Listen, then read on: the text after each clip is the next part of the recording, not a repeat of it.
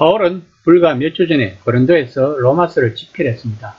특히 로마서 9에서 11장까지 바울은 동족 유대인들에 대해 이렇게 증언합니다. 로마서 10장 2에서 3절입니다. 내가 증언하노니 그들이 하나님께 열심히 있으나 올바른 지식을 따른 것이 아니니라. 하나님의 의를 모르고 자기의 의를 세우려고 힘써 하나님의 의에 복종하지 아니하였느니라. 이 말은 그들이 하나님의 의에 대해 무지하다는 뜻입니다. 즉, 이 세상에서 그들의 역사에서 무엇보다 언약에 대한 하나님의 신실하심을 실천적으로 계시하는 예수님을 통해서 하나님이 하시는 일에 대해 무지하다는 뜻입니다.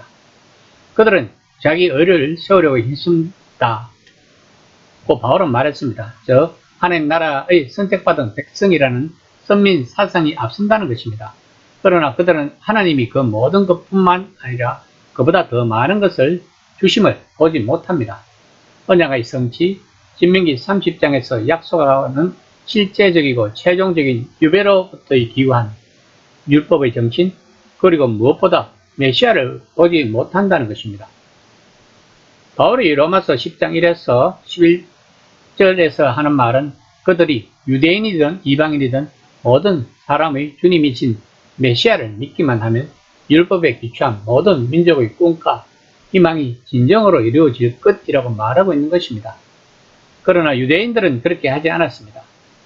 믿지 않고 거역하는 백성에게 내가 온종일 손을 내밀었다는 이사야서 65장 2장을 인용한 로마서 12장 21절을 기록하였습니다.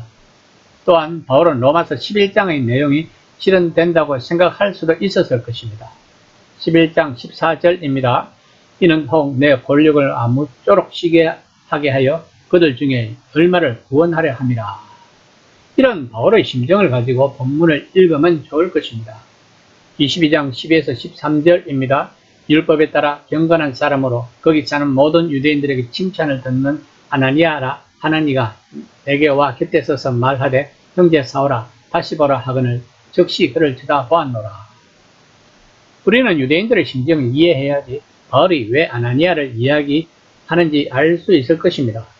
그들이 하나님을 향한 충성심을 이해해야 하며 이 하나님의 명예를 깎아내리는 모든 것과 회당 밖의 모든 것과 성지, 경제 밖에 있는 모든 것에 대한 그들의 공포를 이해해야만 왜 그들이 바울을 그토록 분노하며 거절해야 했는지를 조금이라도 이해할 수 있습니다. 바울은 아나니아가 얼마나 경건하고 정통적인 유대인인지를 강조하며 그에 대해 말할 수밖에 없었고 하나님을 우리 조상들이 하나님이라고 부를 수밖에 없었고 예수님을 의인으로 부를 수밖에 없었던 것입니다.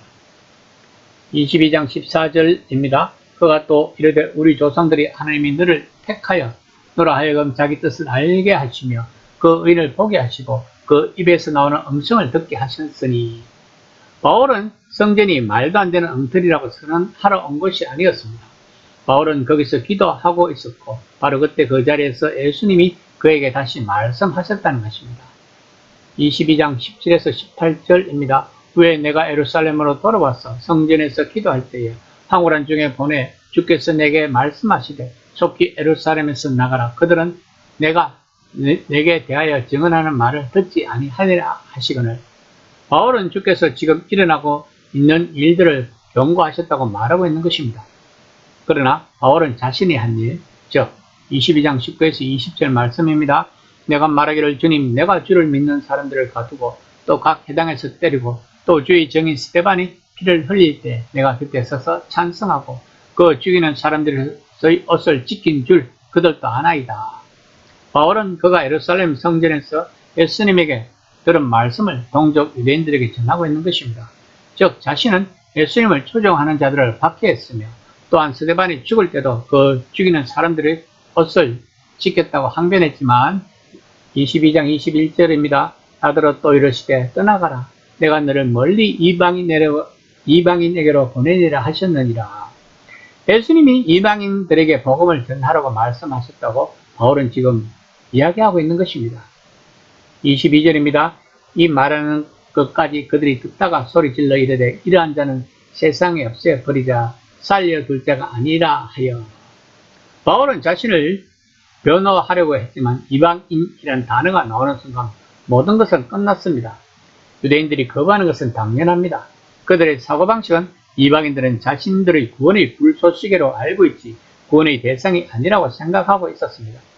그러므로 바울이 이방인들에게 보내겠다라고 말하는 순간 유대인들은 이렇게 생각했을 것입니다. 봐라, 그가 자기 입으로 말했고 우리가 귀로 들었다. 결국 그는 우리가 생각했던 대로다. 이방인들에게 있는 그대로 지내도 괜찮다고 말하던 사람이다. 라고. 그들은 바울이 쓴 고린도전서나 데살로니가 전서나 다른 서신서들 중 아무거나 하나라도 그들이 읽었다면 온 세상 유대인들에게 이방인처럼 살라고 가르치고 다니는 사람이 바로 이 사람이다. 그가 전파하고 다니는 이 메시아라는 존재, 애초부터 모든 문제의 근원이었던 이 불경한 예수라는 사람만 믿으면 아무하고나 식탁 교제를 해도 된다고 가르치는 사람이라면서 강론했을 것입니다. 바울은 로마서를 쓸 당시에는 자기 동족에게 시기심을 불러일으켜 그들 중 몇 명이라도 구원하고자 결심했을 것입니다. 그러나 현실은 그렇게 되지 않았습니다. 왜냐하면 유대인들의 관념 때문이었습니다.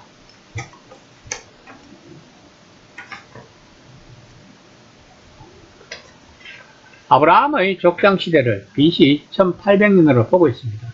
그러면 예수님 당시의 유대인들은 약 1800년간의 관념이 있었던 것입니다. 그것을 하루아침에 깬다는 것은 불가능한 것입니다. 그러나 그 불가능한 것을 가능케 하시는 분이 하나님이시라는 것을 우리는 알아야 합니다. 기독교가 탄생한 지도 2000년이 넘었습니다. 그럼 우리가 가지고 있는 잘못된 관념은 무엇일까요? 프랑스의 유명한 신학자 자크 엘로는 이렇게 말했습니다. 지금의 기독교는 뒤틀려졌다고. 이 시간 나는 기독교에 대한 어떠한 관념을 가지고 있는지를 한번 진지하게 생각해보는 시간이 되었으면 합니다.